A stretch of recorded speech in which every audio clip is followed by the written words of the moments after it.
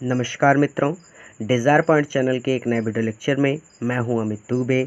और आज के इस वीडियो लेक्चर में हम क्लास 12th इंग्लिश प्रोज के सेकंड चैप्टर जिसका नाम है लास्ट स्प्रिंग के क्वेश्चन आंसर्स का अध्ययन करने वाले हैं। यानी आज के इस वीडियो में हम इस चैप्टर के एक्सरसाइज को सॉल्व करेंगे। तो यहाँ से आपके एग्ज़ाम ओरिएंटेड क्वेश्चन स्टार्ट होते हैं। एक्सप्लेनेशंस मैंने करा दिए हैं। अगर आपने नहीं देखा तो आपको हमारे चैनल की प्लेलिस्ट में जाना है। वहाँ पे आपको क्लास 12th इंग्लिश की एक प्लेलिस्ट मिलेगी। उस प्लेलिस्ट में आपको इस चैप्टर के एक्सप्लेनेशंस जो मैंने सॉल्व करा दिए हैं मिल जाएंगे। आज हम सॉल्व करेंगे शॉर्ट आंसर टाइप क्वेश्चंस। तो चलिए, सबसे पहला प्रश्न कहता है कि वाई डिड अनीस जंग आस्क साहब about the school, what was its impact on साहब। अनीस जंग ने साहब से स्कूल के बारे में क्यों पूछा, इसका साहब पर क्या प्रभाव पड़ा। देखिए, अब मैं ये मान के चल रहा हूँ कि आपने इस चैप्टर को बहुत अच्छी तरह से पढ़ा है। अगर नहीं पढ़ा तो मैंने इस चैप्टर को पढ़ाकर अपलोड कर रखा है। आप पहले चैप्टर को अच्छी तरह से पढ़ लीजिए और फिर क्वेश्चन आंसर्स पर आइए। तो सबसे पहला आंसर हो जाएगा कि अनीस जंग जे है ये। तो Anees Jung asked Saheb about the school because she wanted to know the intention of Saheb regarding studies. तो क्या यहाँ पे कहना चाहते हो, डायरेक्ट मैं बता रहा हूँ आपको। तो सीधा सीधा यहाँ पे कि अनीस जंग ने साहब से स्कूल के बारे में पूछा क्योंकि वह पढ़ाई को लेकर साहब का इरादा जानना चाहती थी। क्लियर है यहाँ तक। No the intention of Saheb regarding studies. ठीक है, आगे कहते हैं कि एट द ऑथर्स, ऑथर है ये, ऑफ साहब immediately got ready to join the school through the author referred him non-seriously मतलब यहाँ पे वो कहना चाहते हैं कि हालांकि लेखिका ने मजाक करते हुए जैसे ही उसको प्रस्ताव दिया कि क्या वो स्कूल जाना चाहेगा तो वो तुरंत तैयार हो गया। ठीक है, एक बार फिर से कि Anees Jung asked Saheb about the school because she wanted to no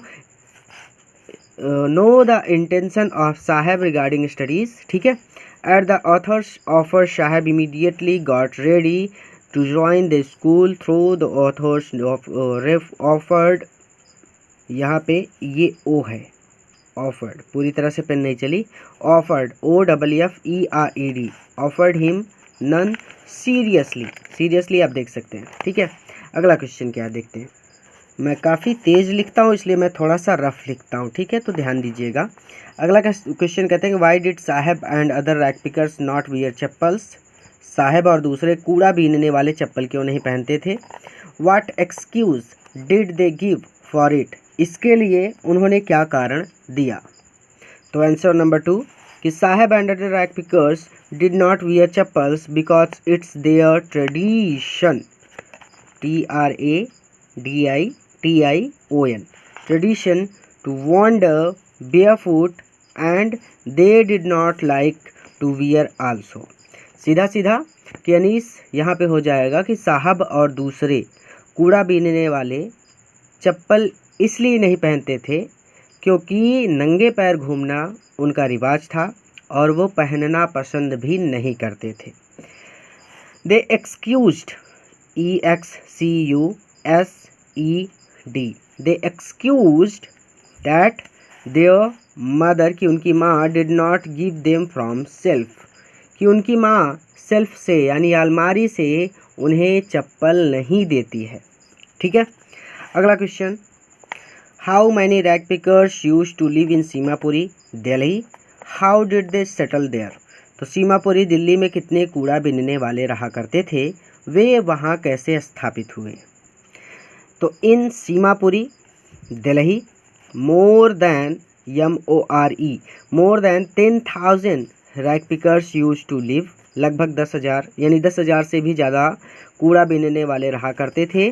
they have lived there for more than 30 years as they और the squatters who came from Bangladesh in 1971। ठीक है, तो यहाँ पे सीधा सीधा कहा गया है कि जो 1971 में वहाँ बांग्लादेश से आए थे। ठीक है, अगला क्वेश्चन देखते हैं। What was the meaning of garbage for children, बच्चों के लिए कूड़े का क्या मतलब था। What did they find in it, उन्हें उसमें क्या मिलता था। देखते हैं आगे। फोर्थ नंबर की for children comma garbage was wrapped in wonder full stop, in it they sometimes found rupee comma even a 10 rupee note and therefore they did not stop scrounging in hope of finding more। यानी यहाँ पे उन्होंने कहा सीधा सीधा कि बच्चों के लिए कूड़ा आश्चर्य से या आश्चर्य में लिपटा हुआ खजाना होता था और उन्हें उसमें कभी कभी 1 रुपया मिल जाता था, यहाँ तक कि कभी कभी उन्हें 10 रुपये का नोट भी मिल जाता था और इसलिए वो ढूंढना बंद नहीं करते थे। इतना तेज़ी से इसलिए बता रहा हूँ क्योंकि मैं मान के चल रहा हूँ कि आपने ये चैप्टर अच्छी तरह से पढ़ा है, ठीक है। और सिर्फ अभी मुझे सिर्फ और सिर्फ क्वेश्चन आंसर पर फोकस करना है। पांचवा, वाई डिड साहब join the job eight milk booth, साहब ने दूध की दुकान यानी दूध के बूथ पर यानी दूध के दुकान पर नौकरी क्यों की। चलिए सीधा सीधा यहाँ पे कहना चाहते हैं कि वो जो दूध की दुकान थी अर्थात चाय की दुकान थी उस पर साहब ने नौकरी क्यों की। तो साहब ने दूध के बूथ यानी दुकान पर नौकरी क्यों की, उसकी सेवा के लिए उसे क्या दिया गया था। What was he paid for his service. Answer हो जाएगा कि Saheb joined the milk booth tea stall, मैंने ब्रैकेट में लिख दिया है, ठीक है। तो बूथ BOO है TH, तो मिल्क बूथ यानी tea stall because of poverty, गरीबी की वजह से उसने ज्वाइन किया था। There he was paid 800 rupees and all his meals, वहाँ पर उसे 800 रुपये और खाना मिलता था। अगला question, who was Mukesh, where did he belong and what was his ambition.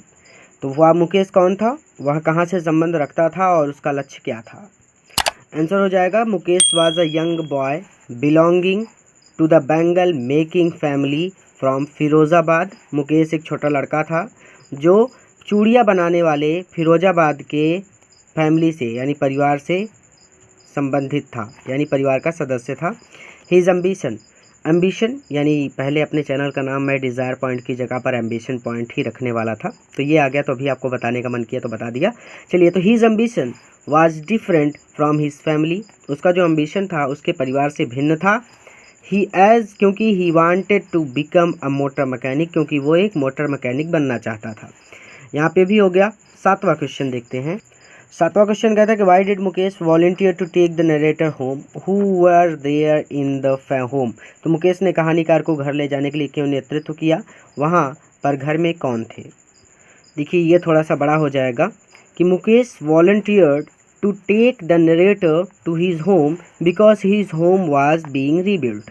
यहाँ पे वो वॉलंटियर यानी उनको घर अपने इसलिए ले जाना चाहता था क्योंकि उसका घर फिर से बनाया जा रहा था। And he wanted to show it to her, और वो अब लेखिका को अपना घर दिखाना चाहता था। इन द होम, फुल स्टॉप लगाने के बाद इन द होम कामा, घर में देयर वर मैनी मेंबर्स, बहुत सारे सदस्य थे। एज मुकेश, यहाँ पे मुकेश लिखने के बाद यहाँ पे मुकेश का M कैपिटल रहेगा, तो मुकेश उसके बाद अपोस्ट्रोफी S, तो मुकेश साज एल्डर ब्रदर, जैसे कि मुकेश का बड़ा भाई। हीज ब्रदर्स वाइफ, उसके भाई की पत्नी। मुकेश आस फादर, मुकेश के पिता। ग्रैंड मदर, दादी माँ। एंड फ्यू एनिमल्स, और कुछ जानवर। अगला है कि it is his karma his destiny who said this and why. यहाँ उसका कर्म है, उसका भाग्य है, यहाँ किसने और क्यों कहा। कहते हैं कि it is his karma his destiny Mukesh's grandmother said this because she has watched her own husband go blind with the dust from polishing the glass of bangles। तो यहाँ पे कह रहे हैं वो कि सातवां क्वेश्चन है, आठवां है, ठीक है। तो आठवें क्वेश्चन में यहाँ पे उन्होंने कहा कि it is his Karma his destiny, ये उसका कर्म है, उसका भाग्य है। और ये कौन कह रहा है, Mukesh's grandmother. Mukesh's grandmother said this, Mukesh की दादी माँ ने ऐसा कहा। बिकॉज सी हैज़ वॉच्ड, क्योंकि उन्होंने देखा था हर ओन हस्बैंड, उसके खुद के पति को, गो ब्लाइंड, अंधा होते हुए, with the dust from polishing of glass. Glass यानी कांच को पॉलिश या करते हुए, और कांच की पॉलिश यानी कांच की धूल से, पॉलिश की धूल से भी कह सकते हैं, तो कांच की पॉलिश की धूल से अपने खुद के पति को अंधा होते उन्होंने देखा था। ऑफ बैंगल्स यानी चूड़ियों की, फुल स्टॉप लग गया यहाँ पे, यानी सीधा सीधा यहाँ पे मैं आसान शब्दों में आपको बताऊं तो यहाँ पे वो कह रही है कि यहाँ उसका कर्म है, उसका भाग्य है। मुकेश की दादी ने ये कहा क्योंकि उन्होंने कांच की चूड़ियों की पॉलिश की गर्द से अपने पति को अंधे होते हुए देखा था। She said that a God given lineage can never be broken. Lineage है LINEAGE, ठीक है। तो उन्होंने कहा कि ईश्वर द्वारा प्रदान वंश परंपरा कभी भी नहीं तोड़ी जा सकती। अगला है 9वां। तो चलिए नौका पर सवार होते हुए आगे आ जाते हैं कि what does the bangle symbolise. चूड़ियाँ किसका प्रतीक हैं? What is the role of bangle maker shed of Firozabad. Firozabad के चूड़ियाँ बनाने वालों की क्या भूमिका है? तो मेरे ख्याल से ये आखिरी होना चाहिए। चलिए 9वां आ जाता है अपना, नहीं अभी एक और है। तो the bangles symbolised an Indian women's suhag. तो ये एक भारतीय महिला के सुहाग का प्रतीक है। The bangle makers of Firozabad produce the largest quality of bangles, यानी बहुत ज़्यादा बड़ी मात्रा में वो चूड़ियाँ बनाते हैं इन द कंट्री, देश में। And export bangles to all over the world, और वो पूरे संसार में चूड़ियों का व्यापार करते हैं या फिर पूरे संसार में ये चूड़ियों को निर्यात करते हैं। अगला क्वेश्चन है हमारे पास, आ जाता है 10वां क्वेश्चन कि why could the bangle makers not organise themselves into a cooperative, what do they face if they do so. तो चूड़ियाँ बनाने वाले अपने आप को शाहकारी यानी साथ मिलकर काम करने वाले के रूप में क्यों व्यवस्थित नहीं कर पाते? यदि वे ऐसा करते हैं तो किसका सामना करते हैं? तो यहाँ पे 10वां आंसर हो जाएगा कि the bangle makers could not organise themselves into a cooperative because if they do so, क्योंकि अगर वो ऐसा करते हैं they are hauled up by police, तो उन्हें पुलिस के द्वारा परेशान किया जा सकता है या फिर पुलिस के द्वारा घसीटा जाता है, बीटन पीटा जाता है, एंड ड्रैग टू जेल, और उन्हें जेल में बंद किया जाता है। They face the middle man police and other selfish peoples, यानी उन्हें दलालों, पुलिस और दूसरे स्वार्थी लोगों का सामना करना पड़ेगा। अगला आता है लॉन्ग आंसर टाइप क्वेश्चंस। तो यहाँ पे देखिए आप सबसे पहले लॉन्ग आंसर टाइप क्वेश्चंस में जो पहला क्वेश्चन है कि who was Saheb, what was the plight that compel him to wander in the street of Delhi for rag picking. Saheb कौन था? वह क्या स्थिति थी जो उसको दिल्ली की गलियों में कूड़ा करकट बिनने के लिए भटकने को बाध्य करती थी? तो यहाँ पे हमारे लॉन्ग आंसर टाइप क्वेश्चंस में आ जाइए। अब मैं हिंदी नहीं बताऊंगा क्योंकि बहुत ज़्यादा वीडियो लंबा हो जाएगा, तो अगर कोई दिक्कत हो तो आप उससे डिक्शनरी में सर्च कर लीजिएगा। देखिए, Saheb who belong to the family of rag pickers was a young boy. Saheb जो रैग पिकर्स यानी कूड़ा बीनने वालों के परिवार से संबंध रखता था, वो एक छोटा लड़का था। Wandering in the street of Delhi with his friends, और वो क्या करता था? वो अपने दोस्तों के साथ दिल्ली की गलियों में भटकता रहता था। Full stop. They were the squatters from Dhaka Bangladesh where the storm STORM has destroyed their green fields and homes. वे ढाका बांग्लादेश के शरणार्थी थे जहां पर तूफान ने उनके हरे भरे खेतों और घरों को बर्बाद कर दिया था। They were so poor that they could not go to school, वो बहुत गरीब थे और वो स्कूल भी नहीं जा सकते थे। Their parents were depend on rag picking only for their livelihood unable to bear any other expense except fooding. तो उनके माता पिता अपनी जीविका यानी रोजी रोटी के लिए केवल कूड़ा बीनने पर ही निर्भर थे और भोजन के अलावा कोई दूसरा खर्चा उठाने में असमर्थ थे। In total their poverty was the plight that compelled Saheb and others like him to wander in the street of Delhi for rag picking।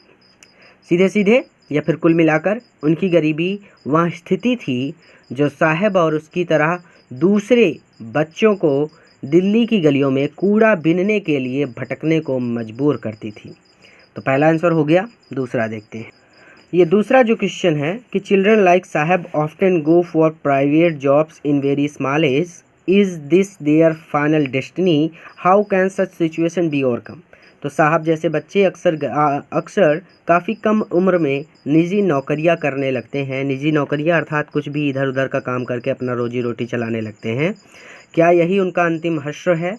इस प्रकार की स्थिति से कैसे उबरा जा सकता है? तो ये जो क्वेश्चन है ना, ये क्वेश्चन आपको खुद से करना है। इसके 2 रीज़न हैं, क्योंकि इसमें गरीबी से परेशान कुछ बच्चों के बारे में विशेष रूप से आपसे जानकारी मांगी जा रही है।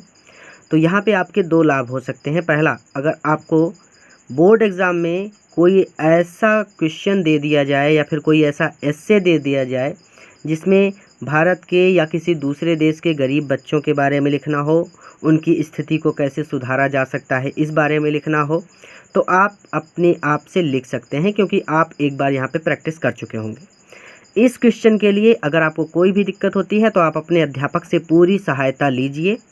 अपने आसपास के सभी लोगों से जितनी सहायता आपको मिल सकती है आप लीजिए, क्योंकि ये क्वेश्चन आपके लिए काफ़ी हद तक महत्वपूर्ण हो सकता है।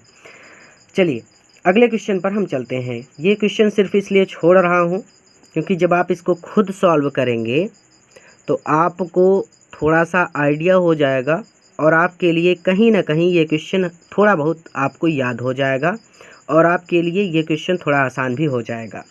तो काफ़ी लंबे समय तक ये आपको भूलेगा नहीं। चलिए अगला क्वेश्चन कि हु वाज मुकेश? मुकेश कौन था? What did he want to do in his life? वो अपने जीवन में क्या करना चाहता था? And what did he not want to follow? और वो किस चीज़ का अनुसरण नहीं करना चाहता था? तो इसका क्वेश्चन ये हो गया। चलिए यहाँ पे मैंने 2 दिन पहले इसको सॉल्व किया था, इसलिए मैंने लिखा था बच्चों को बोलो दूसरा वाला क्वेश्चन, क्योंकि घर में थोड़े से फंक्शंस चल रहे हैं। चलिए कोई बात नहीं, तीसरे पर चलते हैं कि Mukesh was a member of the family from Firozabad. तो मुकेश जो था वो वाज अ मेंबर सदस्य था of the family from Firozabad, यानी सीधे सीधे कि मुकेश फिरोज़ाबाद के एक परिवार का सदस्य था। इंगेज्ड इन बैंगल मेकिंग्स, जो चूड़ी बनाने के कार्य में जुड़े थे। His whole family since last many generations was involve in only bangle making. उसका पूरा परिवार कई पीढ़ियों से चूड़ियाँ बनाने के काम में लगा हुआ था। So no person of such bangle making families could think of any other work naturally, यानी अतः चूड़ियाँ बनाने वाले परिवार का कोई भी सदस्य स्वाभाविक रूप से कोई दूसरा कार्य करने की नहीं सोच सकता था। As because of family trade he himself too had to do the same work, but Mukesh never wanted to follow that tradition. तो यहाँ पे कह रहे हैं कि परिवार के व्यापार के कारण उसे स्वयं भी यही कार्य करना था, लेकिन मुकेश कभी भी उस काम को या फिर उस परंपरा का निर्वहन नहीं करना चाहता था। आप सीधे सीधे कह सकते हैं कि मुकेश कभी भी वो काम नहीं करना चाहता था। वास्तव में वो मोटर मैकेनिक बनना चाहता था। ठीक है, तो tradition actually he wanted to be a motor mechanic, वास्तव में वो एक मोटर मैकेनिक बनना चाहता था। For which he had to take a great pain, और जिसके लिए उसे बहुत सारे कष्ट उठाने पड़ते, जैसे कि going against his family tradition, उसे अपने परिवार के जो व्यापार था उसके विरुद्ध जाना पड़ता, एंड मेंबर्स, और अपने परिवार वालों के विरुद्ध जाना पड़ता। Without support taking the training, बिना सपोर्ट के उसको ट्रेनिंग लेनी पड़ती। Going very far FAR from his home for learning ETC, यानी बहुत सारी ऐसी चीज़ें हैं। When the author asked him about his good मतलब लक्ष्य, तो जब लेखक ने उसके लक्ष्य के बारे में पूछा, he straightforwardly replied for motor mechanic, तो उसने सीधे सीधे कहा कि वो मोटर मैकेनिक बनना चाहता है। तीसरा हो गया। चौथा कि what did the narrator noticed in locality where Mukesh lived, what was the condition of bangle makers, तो जहाँ पर मुकेश रहता था उस इलाके में कहानीकार ने क्या अवलोकन किया, चूड़ी बनाने वालों की वहाँ क्या हालत थी। तो यहाँ पे हो जाएगा कि where Mukesh lived there the narrator noticed a lot of things as children illegally working in the glass furnaces with high temperatures in dingy cells without air and light, chapter को अच्छी तरह से पढ़ा है तो यहाँ पे सीधा चैप्टर की ही सारी बातें लिखी हैं, ठीक है, तो समझाने की कोई ज़रूरत है नहीं। Stinking choked lanes with garbage, past homes that remain hulks with crumbling walls. ये वॉल्स है, एक सेकेंड, पेपर भी पोलियो से ग्रसित है तो walls. Wobbly doors human HUMANS and animals living together. Mukesh apostrophe S लगाया है और ये मुकेश का यम कैपिटल रहेगा। Mukesh's house with a half built shack and many other miserable things. GS full stop लगेगा नई लाइन से। There the narrator noticed that the condition of bangle makers was very poor, PATIABLE। यहाँ पर एक की जगह पे होना चाहिए आई, ठीक है, तो PITIABLE, ठीक है, तो पाइटिएबल, क्योंकि यही तो वो पूछ रहा है, ठीक है। तो आगे कहते हैं पाइटिएबल।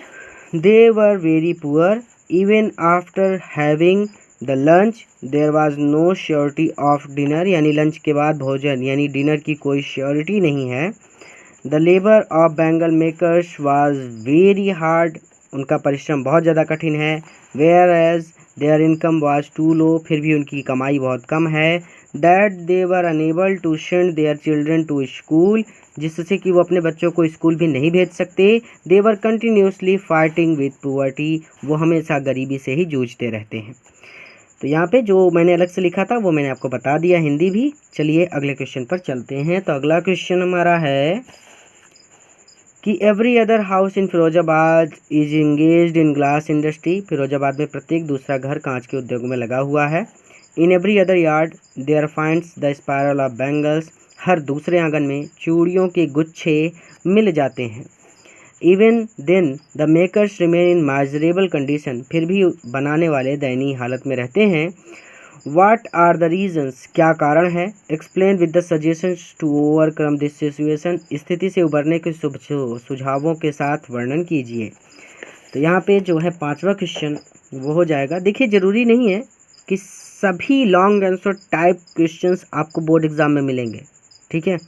ये सीरीज़ मैं बनाऊंगा कि बोर्ड एग्ज़ाम में कौन से क्वेश्चंस आते रहे हैं, तो इसके लिए टेंशन नहीं लेना। बस अभी मैं एक्सरसाइज करवा रहा हूँ क्योंकि बच्चे कहते हैं कि सारी एक्सरसाइज कंप्लीट करा दीजिए, तो मैं सारी करा दे रहा हूँ।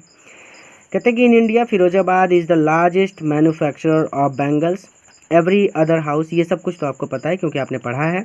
तो every other house in Firozabad is engage in glass industry, full stop. In every other yard there finds the spiral of bangles out.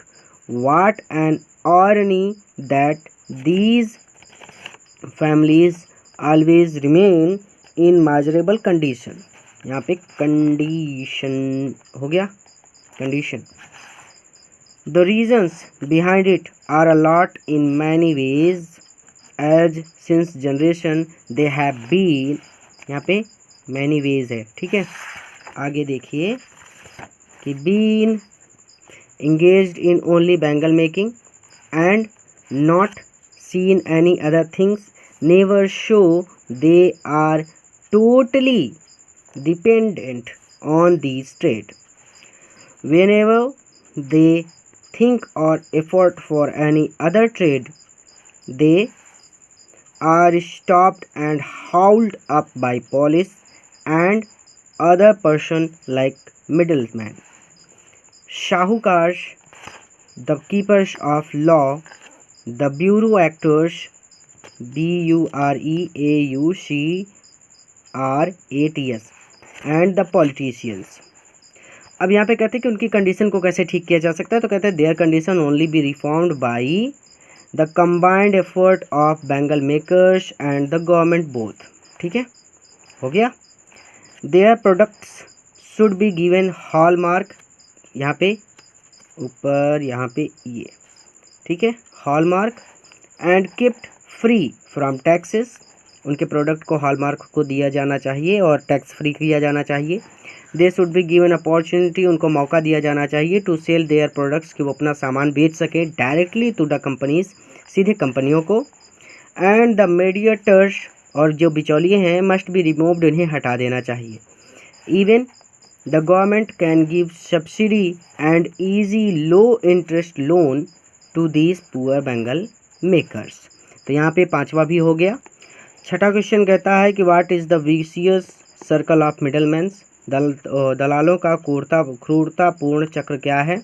How are they trapped since the time of their forefathers, अपने पूर्वजों के समय से वह कैसे फंसे हुए हैं।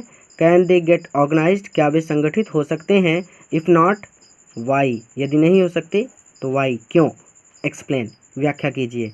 तो इस वाले को भी आपको खुद से ही करना है, ठीक है, क्योंकि ज़रूरी नहीं है कि सारे लॉन्ग आंसर टाइप क्वेश्चंस आएंगे, बट अगर आपको कहीं से कोई सोर्स मिल जाता है तो आप ये वाला भी कर लीजिएगा, ठीक है। ये क्वेश्चन मैंने आपके लिए छोड़ दिया।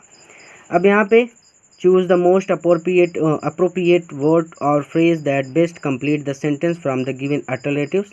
तो narrator ask the one rag pickers why aren't you wearing, क्या देते हो। यहाँ पे देखिए सीधा सीधा कि ये तो आप खुद से ही कर सकते हैं अगर आपने अच्छी तरह से चैप्टर को पढ़ा है। कि द नरेटर, लेखिका ने आस्क्ड वन रैग पिकर्स, एक कूड़ा बीनने वाले से पूछा कि वाई आरंट यू वियरिंग, तुमने क्यों नहीं पहन रखी शूज़, जूते, चप्पल, सैंडल्स, शॉर्ट शूज़। तो यहाँ पे चप्पल के बारे में उन्होंने पूछा था तो चप्पल हो जाएगा। My acquaintance with the rag pickers leads me to Seemapuri. तो बेयर फूट, यहाँ पे बेयर फूट भरा जाएगा। आप बुक में देख सकते हैं, आपने पढ़ा है, पुअर नहीं, बेयर फूट रैग पिकर्स। तो मेरा जो एक्वेंटेंस था, मेरा जो परिचय था इन नंगे पैर कूड़ा बीनने वालों से, वो मुझे सीमापुरी ले गया।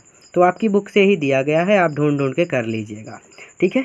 तो बस यहाँ पे आपका एक्सरसाइज भी कंप्लीट हो जाता है।